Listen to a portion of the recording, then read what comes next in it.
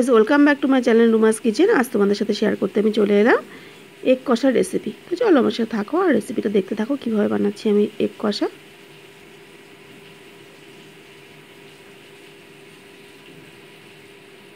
তো এগ কষা বানানোর জন্য দেখো এখানে নতুন আলু আমি সেদ্ধ করে নুন হলুদ মাখিয়ে রেখেছি, আর এখানে মুরগির ডিম আমি ভালো করে সেদ্ধ করে নুন হলুদ মাখিয়ে রেখেছি, আর এখানে জিরে, আদা, রসুন, পেঁয়াজ, লঙ্কা আর গরম মশলা পেস্ট করে রেখেছি। আর কড়াইতে সাদা তেল গরম বসিয়ে আমি ডিমগুলোকে একে একে ভেজে তুলে নিচ্ছি।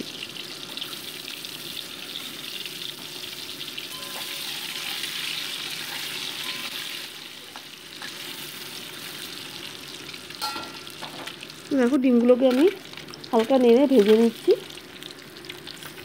ডিমগুলো দেখো ভাজা আমার হয়ে গেছে, ডিমগুলোকে আমি তুলে রেখেছি। এবার ওই তেলের ওপরে দিয়ে দিচ্ছি আমি গোটা জিরে ফোড়ন, তারপরেই অ্যাড করে দিচ্ছি আমি মশলা পেস্টটা, মিক্সিতে যে মশলাটা পেস্ট করে রেখেছিলাম সেই পেস্টটা দিয়ে দিয়েছি, আর পরিমাণ মতো নুন হলুদ অ্যাড করে নিয়েছি।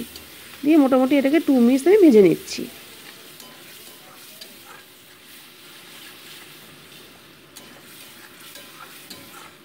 তো দেখো মশলাটা কিন্তু 2 মিনিটস পর ফিরে এলাম, মশলাটা কিন্তু প্রায় আমার কষানো হয়ে এসছে। এবার সেদ্ধ করে রাখা আলুর টুকরোগুলোকে অ্যাড করে দিচ্ছি,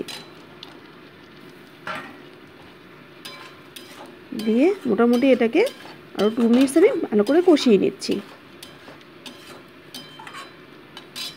দেখো 2 মিনিটস পর ফিরে এলাম, কষানো কিন্তু আমার হয়ে এসছে। দেখো মশলাটাকে আমার নিচে লেগে ধরছে।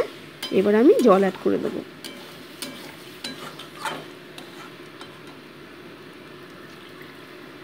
দিয়ে ঝোলের সাথে মশলাটাকে আলুটাকে মিশিয়ে নিচ্ছি আমি।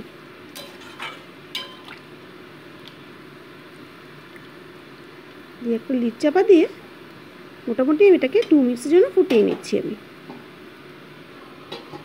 তো 2 মিনিটস পর ফিরে এলাম, দেখো ঝোলটা কিন্তু আমার ফুটে গেছে।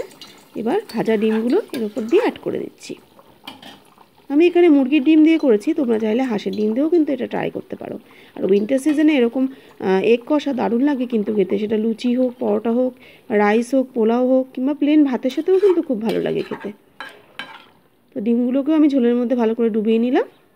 এবার একটা লিড চাপা দিয়ে মোটামুটি 5 মিনিটস ওয়েট করছি।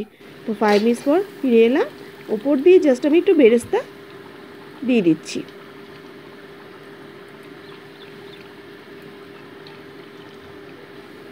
দিয়ে 2 মিনিটসের জন্য আবার ঢেকে ফুটিয়ে নিচ্ছি।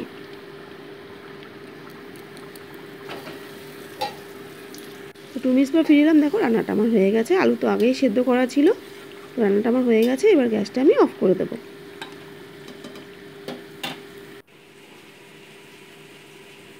তো তৈরি হয়ে গেল আমার এগ কষা। সম্পূর্ণ রেসিপিটা তোমাদের কেমন লাগলো আমাকে কিন্তু কমেন্ট বক্সে অবশ্যই জানিও, আর অবশ্যই তোমরা এভাবে ট্রাই করো। আশা করছি তোমাদের কিন্তু ভালোই লাগবে।